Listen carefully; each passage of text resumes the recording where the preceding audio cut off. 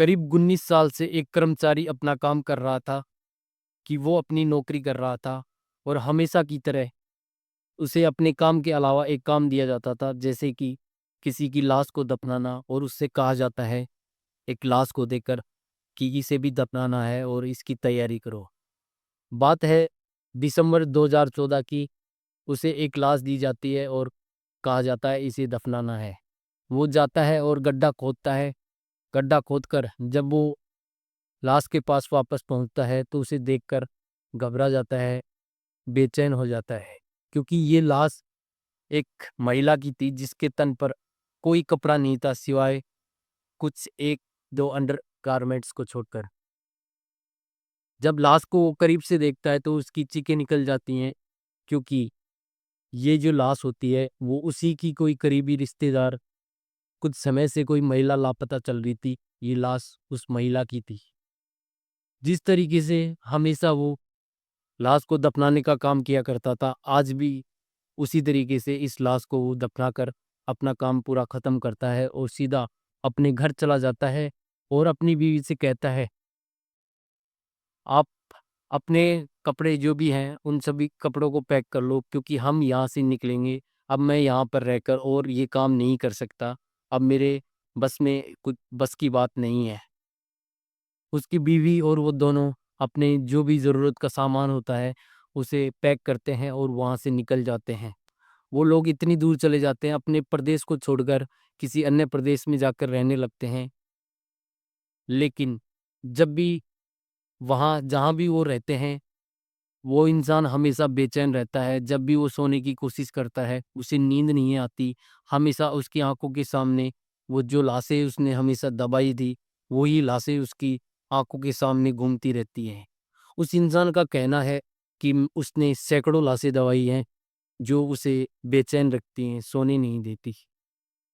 जब वो बेचैन रहता है, उसे नींद नहीं आती, तो वो डिसीजन लेता है। 11 साल बाद फिर से वो इंसान वहीं लौट कर आता है और कहता है कि अब मेरे से चुप नहीं रहा जाएगा। जो मेरे सीने में राज दफन है, मैं इसे और अधिक छुपा नहीं सकता। इस राज को खोलने के लिए वो जो कर्नाटक के जिला एसपी के लिए एक खत लिखता है, एसपी के नाम एक खत लिखता है और उस खत में कहता है कि मैंने अपनी लाइफ में अपने काम के दौरान 19 वर्षों में सैकड़ों लाशें मैंने दबाई हैं। इस राज को मैं और अधिक अपने मन में नहीं दबा सकता। नमस्कार दोस्तों, मैं हूँ युग बगड़िया और आज जो आपके लिए सच्ची घटना लेकर आया हूँ, दरअसल यह सच्ची घटना कर्नाटक प्रदेश का एक जिला लगता है, दक्षिण कन्नड़। इसी दक्षिण कन्नड़ जिले का एक गांव लगता है धर्मस्थला। बात है 4 जुलाई 2025 की। एक व्यक्ति के द्वारा पत्र लिखा जाता है जिले के एसपी के नाम। उस पत्र में लिखा होता है कि 1995 की बात है। धर्मस्थला के पास ही एक गांव गांव है कर्नाटक। वहां पर एक कर्नाटक का एक बड़ा धार्मिक स्थल है, श्री मंजुनाथेश्वर मंदिर, जहां पर काफी बड़ी मात्रा में श्रद्धालु इकट्ठे होते हैं और वहां आते हैं। 1995 में वह व्यक्ति सफाई कर्मचारी के रूप में वहां पर एक काम के लिए इसे नौकरी मिलती है। उसका काम था वहीं पे एक नदी होती है, नेत्रवती नदी, जिसकी साफ सफाई करने का, उस नदी को साफ सुथरा और आसपास के क्षेत्र को साफ सफाई का काम उस व्यक्ति का होता है। उस व्यक्ति का कहना होता है कि एक रोज अपने काम के अलावा मुझे काम दिया जाता है। वो काम होता है किसी की लाश को दफनाना, और उसे कुछ बताया नहीं जाता कि ये किसकी लाश है, इसकी किस तरीके से मौत होती है। लेकिन वह खुद अंदाजा लगाता है और सोचता है कि शायद श्रद्धालुओं में काफ़ी लोग आते हैं और शायद किसी की नदी में डूबकर मौत हो जाए या किसी और कारणवश मौत हो जाए, शायद उसी की ये जो लाश है, और मैं क्यों ना इसे दफना देता हूँ। और वो अपना काम ख़त्म कर देता है। लेकिन यह सिलसिला ख़त्म नहीं होता। ये साल दर साल बीतते चले गए और ऐसे ही लाशें आती गई, और ये सफाई कर्मचारी अपने काम के अलावा इन लाशों को दफनाने का काम करता चला गया। 19 साल बीत गए जिस समय ये इसने ज्वाइनिंग की थी। उस समय इस सफाई कर्मचारी की उम्र लगभग 20 वर्ष थी और आज ये 40 वर्ष का हो जाता है। ज़्यादातर लाशें हमेशा महिलाओं की, लड़कियों की होती थी और उन्हें देखकर साफ पता चलता था कि उनके साथ कुछ दरिंदगी की गई है, उनके साथ कुछ गलत काम किया गया है। क्योंकि उनके तन पर कभी ज़्यादातर हमेशा कपड़े नहीं रहा करते थे और उनके गले पर, उनके शरीर पर इस तरीके के निशान रहा करते थे जिसे देखकर कोई भी समझ जाए कि इनके साथ कुछ गलत काम किया गया है। लेकिन दिसंबर 2014 के अंदर उसी के परिवार की एक जो लड़की थी, वो काफ़ी समय से लापता थी। जब उसकी लाश उसके सामने आती है, तो उसे भी वो और लाशें जैसे ही उसने दफनाई थी, उस लाश को भी वो दफनाता है, अपना काम पूरा करता है। और वहाँ से डिसीजन लेता है अपनी बीवी को साथ लेकर, अपना जो ज़रूरी सामान होता है, अपने प्रदेश को छोड़ देता है, किसी और प्रदेश में जाकर रहने लगता है। लेकिन उसने अब तक के जो 19 साल के समय में वहाँ पर काम किया था, उसने इतनी सैकड़ों लाशें दफनाई थी कि उसे नींद नहीं आती है, वो बेचैन रहता है। और जब उसकी बेचैनी इतनी बढ़ जाती है, तो वो 11 साल बाद उसी जगह वापस लौट कर आता है और वो डिसीजन लेता है। पत्र में लिखता है कि अब मैं चुप नहीं रह सकता। मैंने जितनी भी सैकड़ों लाशें दफनाई हैं, मैं उन सभी का राज खोलना चाहता हूँ। लेकिन वो पत्र में किसी भी व्यक्ति का आरोप, किसी भी व्यक्ति के नाम उजागर नहीं करता, किसी भी व्यक्ति के ऊपर आरोप नहीं लगाता, और किसी भी व्यक्ति का उल्लेख नहीं होता है। लेकिन पत्र में लिखा था कि जब भी आगे पुलिस की कार्रवाई होगी, इस ये जो केस है, इसकी एफआईआर दर्ज होगी, तो वो उन सभी पावरफुल लोगों का नाम बताएगा, जिनकी वजह से ये राज अब तक उसने अपने सीने में दफन कर रखा है। जैसे ही ये एफआईआर दर्ज होती है, तो सोशल मीडिया पर यह मामला बहुत तेजी के साथ सुर्खियों में आने लगता है और उस व्यक्ति को पुलिस कोर्ट में पेश करती है। जब उसे कोर्ट ले जाया जा रहा था, तो उस व्यक्ति की सुरक्षा की खातिर उसे ऊपर से नीचे तक, सर से हाथ पैर पूरी तरीके से इस तरीके से ढका हुआ रहता है कि कोई भी उसकी पहचान ना कर सके। सिवाय उसकी आंखें दिख रही थी और आंखों के द्वारा भी कोई बाहर का व्यक्ति उसे नहीं पहचान सकता। सिर्फ उन आंखों से वो खुद दुनिया को देख सकता है कि बाहर क्या क्या सब हो रहा था। ये सब उस व्यक्ति की सुरक्षा की खातिर, ताकि उसकी जान को कोई खतरा ना हो, उसके परिवार को कोई खतरा ना हो, उसके परिवार की और उसकी कोई जान पहचान ना हो सके। जब उसे कोर्ट में पेश किया जाता है, तो जज के सामने जो वो बयान देता है, इससे भी बड़ी-बड़ी बातें वो बताता है और उन सभी बातों को सुनकर जज साहब अपना आदेश जारी करते हैं। बात है 19 जुलाई बात है 19 जुलाई की, जब ये मामला इतना तूल पकड़ जाता है, तो इसमें और भी सामाजिक संगठन जो होते हैं, वो भी मैदान में उतर जाते हैं। मामला इतना तेजी से फैलने लगता है सोशल मीडिया पे, काफ़ी इससे भी ज़्यादा अफ़वाहें बढ़ने लगती हैं। इन्हीं अफ़वाहों को और इस मामले को थोड़ा दबाने के लिए कुछ लोग कोर्ट भी जाते हैं इस मामले को दबाने के लिए कि कोर्ट से आदेश आदेश दिया जाए। लेकिन कोर्ट ऐसा कोई आदेश नहीं देता जिसके द्वारा इस मामले को दबाया जाए। इसी दौरान कर्नाटक के जो मुख्यमंत्री होते हैं, वो भी उनको भी सामने आना पड़ता है और एक पत्र भी लिखा जाता है उनके द्वारा और इस मामले में वो बताते हैं कि एक एसआईटी का गठन किया जा रहा है।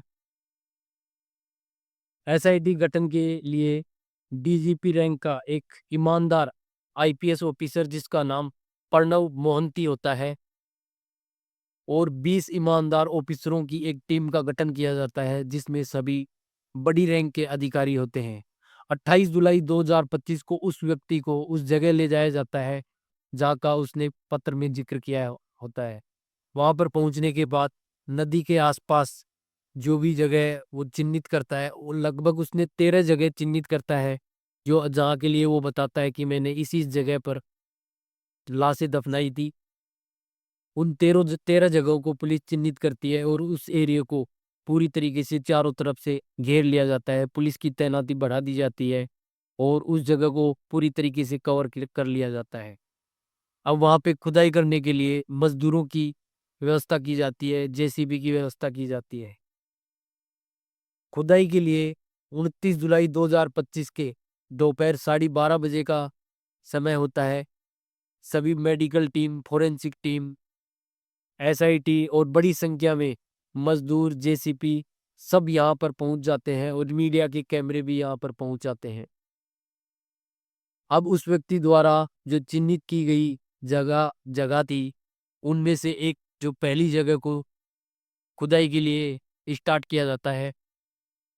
मजदूर खुदाई करते हैं, लेकिन तारीख थी 29 जुलाई, जिस रोज बड़ी मात्रा में बारिश हो रही थी और मजदूरों को वहां काम करने में, खुदाई करने में काफी तकलीफ हो रही थी, क्योंकि काम में रुकावट की वजह थी बारिश। जैसे ही मजदूर अपना वो जो खड्डा खोदते और उसमें बारिश की वजह से पानी भर जाता, फिर उसकी सफाई करते, इस तरीके से वहां पर लगभग 6 घंटे तक काम चलता है।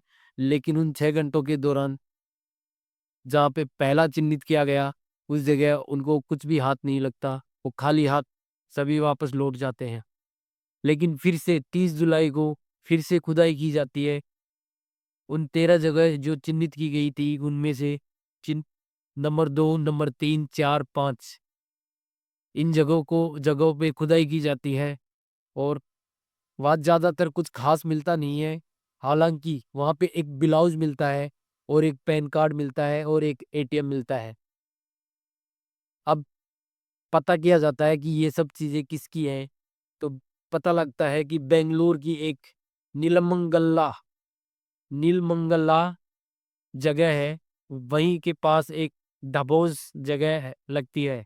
वहाँ की एक लेडीज होती है जिसका नाम होता है सिद्ध लक्ष्मी, और उसका एक बेटा होता है जिसका नाम होता है सुरेश। ये पैन कार्ड तो उस सुरेश का होता है और जो एटीएम कार्ड होता है उस महिला का होता है। उस महिला के घर पुलिस पहुंचती है और पता करती है कि पता लगता है कि जो सुरेश होता है वो तो काफी समय पहले ही मर चुका है। उसकी माँ काफी बुढ़ी रहती है। वो बताती है कि जो सुरेश था, उसे पीने का शराब पीने का काफी शौक था, मतलब वो ज्यादा शराब पीता था। और एक बार वो धर्मस्थला घूमने के लिए गया था, तभी उसी दौरान ये सब एटीएम और पैन कार्ड उसके द्वारा वहां पे गुम हो जाते हैं, खो जाते हैं। अब तारीख आती है 31 जुलाई, और बारी होती है साइट नंबर 6 की। अब वहाँ साइट नंबर 6 पे खुदाई स्टार्ट की जाती है। तो वहां पर जब खुदाई की जाती है, तो वाकई वहां पर कंकाल निकलते हैं, हड्डियां निकलती है। इन हड्डियों में 25 हड्डियां जो निकलती है, ये सभी मानव की हड्डियां लगती है। इनके अंदर 2 जांघों की हड्डियां, 5 दांत, 2 जबड़े, जब ये निकलने लगते हैं तो पुलिस के द्वारा कहा जाता है कि अब फावड़े का इस्तेमाल ना किया जाए। उन सभी हड्डियों को उनके हाथों के द्वारा निकाला जाता है, ताकि सबूतों के साथ कोई छेड़छाड़ न हो, पूरी तरीके से सबूत उतने मिल सके। इसके बाद सभी सबूतों को फोरेंसिक लैब भेजा जाता है, ताकि पता लगाया जा सके कि ये हड्डियां किसकी हैं।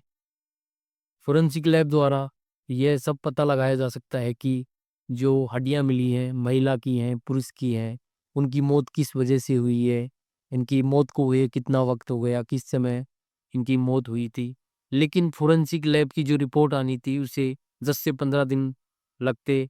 इसी बीच कुछ एक्सपर्ट से भी बात की जाती है और एक्सपर्ट की राय ली जाती है कि जो ये जगह है जहाँ पर सैकड़ों लाशों को दफनाने की बात कही जा रही है, क्या ऐसा हो सकता है कि जो लाशें मिल रही हैं उन ये कम क्यों मिल रही हैं, जो हड्डियां मिल रही हैं इतनी कम मात्रा में। एक्सपर्ट बताते हैं कि जो फिलहाल जो शिकायत की गई है, वो शिकायत ही 19 वर्ष बाद की जा रही है।